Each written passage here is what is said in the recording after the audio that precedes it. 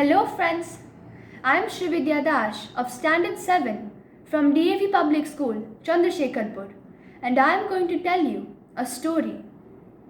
This story was narrated to us by storyteller Sheila V from Singapore.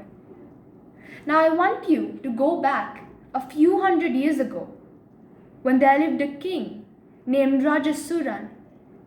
He was a great king and ruled over much of India. He made all the princes of the nearby kingdoms bow down to him and pay him taxes. But there was one person who refused to do so, and that was the Emperor of China. And this made Rajasuran so angry that one day he said, "I am going to invade China."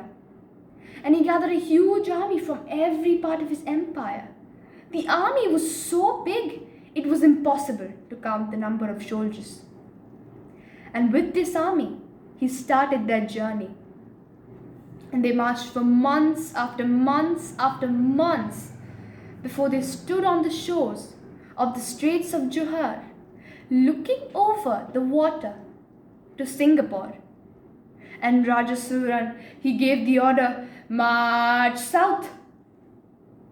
But in the meantime, Rajasuran's army, his plan to invade China, wasn't a secret.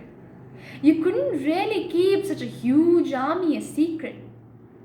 And traders who sailed the coast, they heard about it.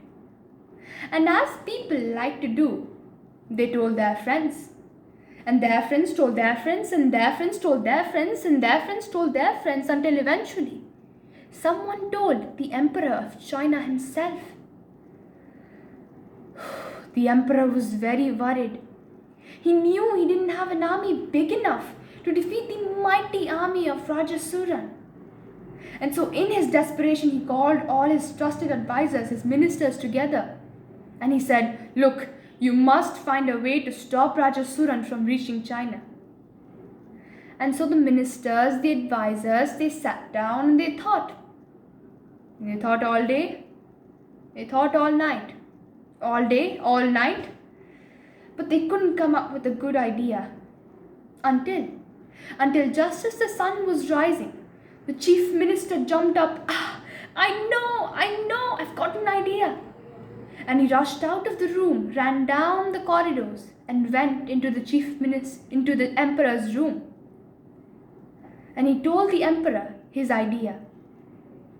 The emperor smiled for the first time in days. "That might just work. Go and get what you need at once."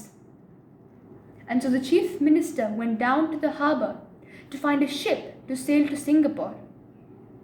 But he didn't look for the best ship, or the fastest ship, or the newest ship. No. He searched the harbor until he found the oldest ship there.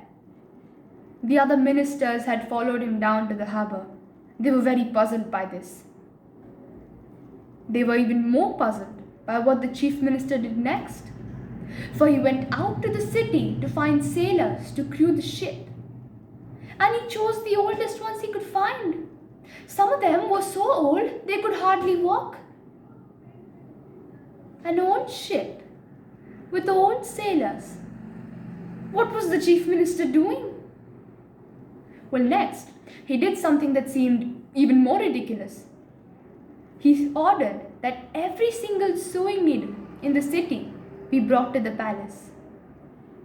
"Pick out all the old and rusty needles," he said to the palace servants.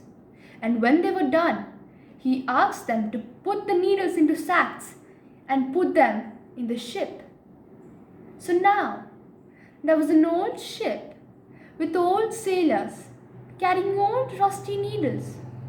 The whole city was talking. They were convinced the chief minister had lost his mind. But the chief minister didn't say anything. And many weeks later, that old ship arrived in Singapore harbor. And when the lookouts saw this strange old ship and a crew of old grandfathers, they just fell about laughing. Everyone on the island came to look, even Rajasuran himself. "What country is it that has such old sailors?" he asked. And the oldest of the sailors spoke up.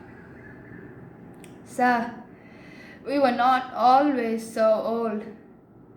When we started our voyage, we were all strong young men, and we were carrying a cargo of great iron bars.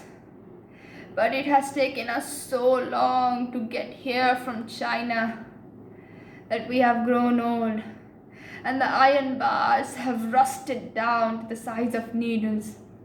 And he threw open a sack of needles for Rajasuran to see. And as Rajasuran gazed down at the rusted needles, he sighed. If China was so far away, he would be an old man before he got there. His soldiers would be old too old to fight. No, it was not worth it. He would go and find some other nearer land to conquer. And so he gave the order and turned his army back the way they came, to India. And China was saved. Here is where my story ends. Thank you.